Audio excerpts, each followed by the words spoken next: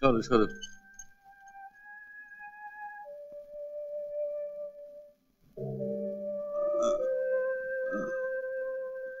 কেমন বুঝছো ডাক্তার? ও, আপনি এসে গেছেন, ভালোই হলো। চলুন একবার বাইরে চলুন।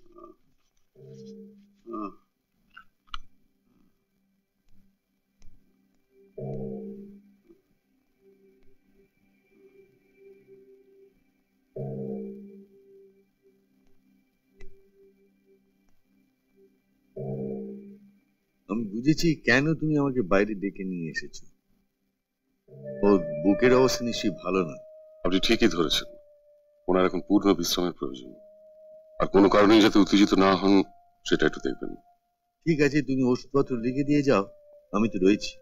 আমি কাল মাঝদিকের জন্য একটা কাজে কলকাতায় যাচ্ছি। ও তুমি চিন্তা করো না, অসুখ যখন ধরা পড়েইছে আমি মাস দুয়েক চালিয়ে নেব। খেয়াল রাখবেন হাঁটা চলা যেন না করেন, আর কোনো কারণেই যাতে উত্তেজিত না হন। আচ্ছা ঠিক আছে।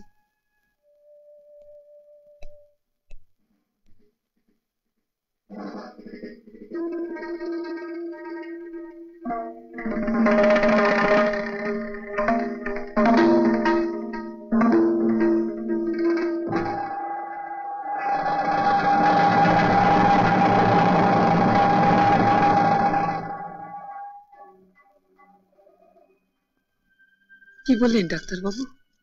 যে ওষুধ দিয়ে গেলেন তার নিয়ম করে খেতে হবে, আর রোজ ভোরবেলা অন্তত 2 মাইল খোলা জায়গায় হাঁটতে হবে। সে কি, ওর শরীরের যে অবস্থা, ও কি এতটা পথ হাঁটতে পারবে? পারবে না বললে তো চলবে না, যে রোগের যে ওষুধ। কিন্তু ওর সঙ্গে তাহলে একজন কাউকে থাকতে হয়।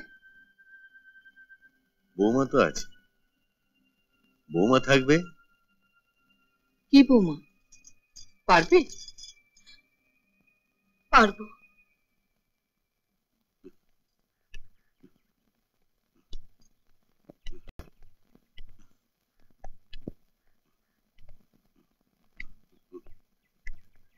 শরীরম ব্যাসি মন্দিরম বৌমা।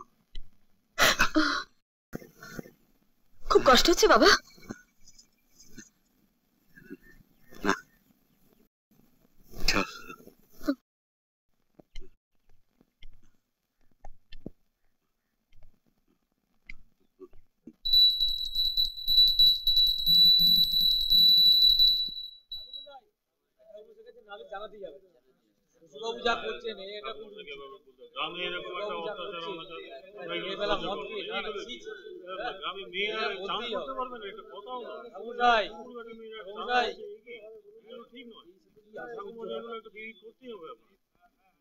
কি হয়েছে মুকুন্দ? ছোটবাবুর জন্য তো আমাদের গায়ে বাস করা কঠিন, অসহ্য হয়ে উঠেছে ঠাকুরমশাই।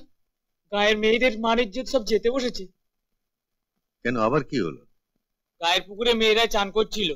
ছোটবাবু আকণ্ঠ মদ গিলে বন্ধু বান্ধব নিয়ে গায়ের পুকুরে গিয়ে যা কাণ্ড করলো। আপনি একটা বিহিত করুন ঠাকুরমশাই। আমাকে না বলে তোমরা দল বেঁধে গিয়ে ওর বাবাকে বলো। সে সাহস কি আছে ঠাকুর মশাই? আপনি একটু দয়া করুন ঠাকুরমশাই, আপনি আমাদের বাঁচান ঠাকুরমশাই। খেয়াল রাখবেন উনি কোনো কারণেই যাতে উত্তেজিত না হন।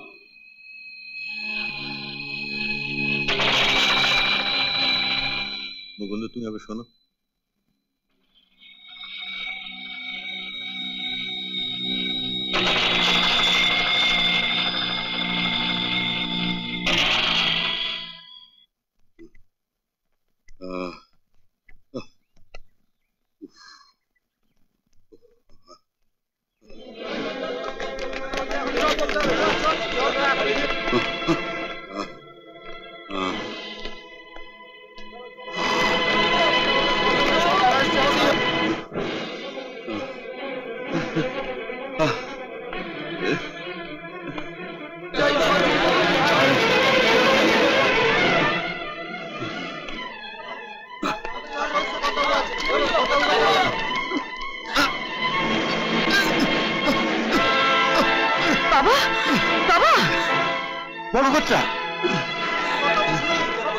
হুজুর একটা কথা ছিল। আমাদের অনেক দাবি আছে। আপনার কাছে আমাদের অনেক অনেক নালিশ আছে। কিসের নালিশ? এখন যাও, যা নালিশ জানাবার বাড়িতে গিয়ে জানাবে। কালু মিয়া সরে যাও বলছি। হুজুরকে যখন একা পেয়েছি এখানেই সব বলবো। এতদিন রেগে বাস করছি হুজুর, কোনোদিন এভাবে আমাদের আসতে হয়নি। বলছি সব সরে যাও, যাও। কালু